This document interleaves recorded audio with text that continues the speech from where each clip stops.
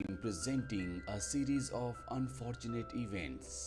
कहानी की शुरुआत में हमें 14 साल की एक लड़की को दिखाया जाता है जिसका नाम वॉयलेट है। वॉयलेट को नई नई चीज़ें इन्वेंट करने का बहुत शौक होता है। वॉयलेट के छोटे भाई का नाम होता है क्लाउस, जो हमेशा किताबें पढ़ता रहता है, और सबसे छोटी बहन सनी, जिसे कोई भी चीज देखती है उसे खाना शुरू कर देती है। दरअसल एक मिस्टीरियस आग ने इनके घर को जला दिया था, जिसमें इनके माँ बाप भी मारे गए।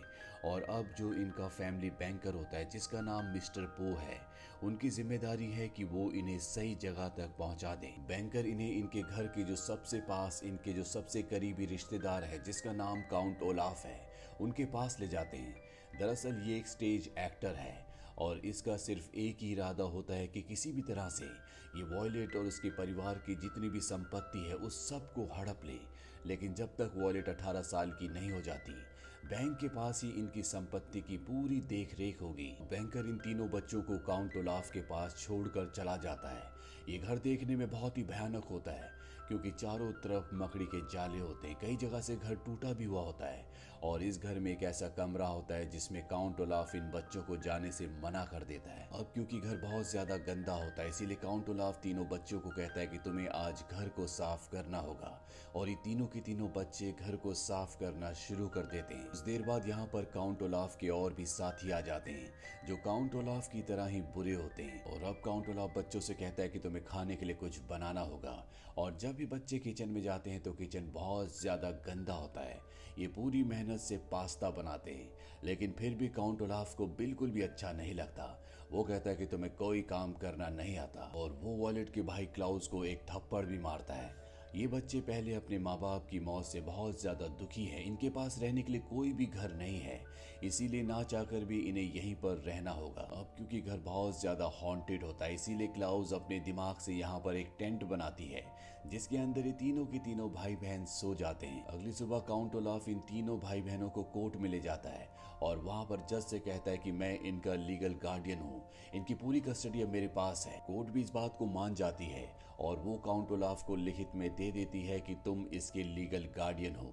और अब क्योंकि काउंट ओलाफ इन बच्चों का लीगल गार्डियन बन चुका है, तो इनकी मौत के बाद इनकी जितनी भी संपत्ति है वो सब उसी के नाम होगी। इसीलिए वो अपनी कार को एक रेलवे ट्रैक के ऊपर खड़ा करके कार के दरवाजे लॉक करके यहाँ से निकल जाता है। और कार के अंदर ये तीनों बच्चे हैं। तभी इन बच्चों को पता चलता है कि कुछ ही देर में इसी ट्रैक पर एक ट्रेन आने वाली है जिस ट्रैक पर इनकी कार खड़ी है।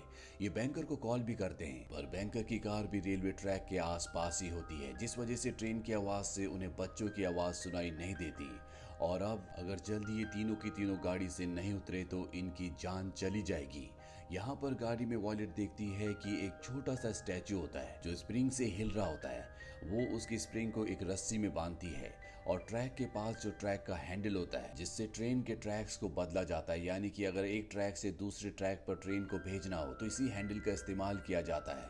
अब जो उसने इंस्ट्रूमेंट बनाया होता है वो उसे ट्रैक के हैंडल पर फेंकती है और हमें दिखाया जाता है कि सामने से ट्रेन आ रही है जो कुछ ही देर बाद इनकी गाड़ी से टकरा जाएगी। पर इससे पहले कि ऐसा होता, वॉयलेट ट्रैक के हैंडल को प्रेस करके खींच देती है जिससे ट्रैक बदल जाता है और ट्रेन दूसरी पटरी पर चली जाती है। अब यहाँ पर इनका बैंकर भी आ जाता है जो ये देखकर हैरान हो जाता है कि इनकी गाड़ी ट्रैक के बीचों बीच खड़ी है। लेकिन बैंकर एक बेवकूफ इंसान है। जब वो वॉयलेट की सबसे छोटी बहन सनी को गाड़ी की अगली सीट पर देखता है तो उसे लगता है कि काउंट ओलाफ ने सबसे छोटी बेटी को यानी कि सनी को गाड़ी चलाने की इजाजत दी। काउंट ओलाफ भी यहाँ पर आ जाता है। बैंकर उसे कहता है कि तुम्हें इतनी छोटी बच्ची को गाड़ी चलाने की इजाजत नहीं देनी चाहिए थी। हालांकि ये बच्चे उसे समझाने की कोशिश भी करते हैं कि काउंट ओलाफ ने उन्हें मारने की कोशिश की है, लेकिन बैंकर अपनी बेवकूफी के कारण इन बच्चों की बात समझ ही नहीं पाता। लेकिन वो तय कर चुका है कि इन बच्चों को अब इनके दूसरे रिलेटिव के पास ले जाएगा जिनका नाम मॉन्टगोमरी है। ये एक हार्पिटोलॉजिस्ट हैं। दरअसल ये स्नेक्स के ऊपर, फ्रॉग्स के ऊपर अलग अलग एक्सपेरिमेंट्स करते हैं। और अब बच्चे इनके घर पहुंच जाते हैं जहां वो देखते हैं कि अजीब अजीब से मेंढक होते हैं। यहाँ पर बहुत तरह के सांप भी होते हैं। और मॉन्टगोमरी इन बच्चों को एक बहुत ही खतरनाक वाइपर से, जो कि जाइंट स्नेक है, उससे मिलवाता है जो एक बहुत बड़े पिंजरे के अंदर होता है। और जैसे पिंजरे का दरवाजा खोला जाता है वो बच्चों की तरफ बढ़ता है, जिससे बच्चे डर जाते हैं। लेकिन बड़ी आसानी से मॉन्टगोमरी उस स्नेक को पकड़ लेता है और इन तीनों बच्चों को बताता है कि ये स्नेक कभी किसी इंसान को नहीं मार सकता, ये ह्यूमन फ्रेंडली स्नेक है। दरअसल मॉन्टगोमरी जो इन बच्चों का अंकल है बहुत अच्छा इंसान होता है और इन बच्चों से बहुत प्यार भी करता है। अब अगली सुबह इनके घर पर एक आदमी आता है जिसका नाम होता है स्टीफियानो। दरअसल ये असिस्टेंट की जॉब के लिए यहाँ पर आया है, जिसे मॉन्टगोमरी ने बुलाया था। लेकिन ये वो आदमी नहीं होता जिसे मॉन्टगोमरी ने बुलाया था, ये एक बहरूपिया है। और ये बहरूपिया होता है काउंट ओलाफ, जो कि एक्टर है, जो अपना भेष बदल कर यहाँ पर इन तीनों बच्चों को मारने के लिए आया है। हालांकि ये बच्चे इसे पहचान जाते हैं और वो इशारों में अपने अंकल को बताने की कोशिश भी करते हैं कि ये एक बहरूपिया है, ये काउंट ओलाफ है। लेकिन मॉन्टगोमरी इन बच्चों के इशारों को नहीं समझ पाता। अब बच्चे एक स्नेक के ऊपर एक कोड मैसेज लिखते हैं और मॉन्टगोमरी तक पहुंचाते हैं।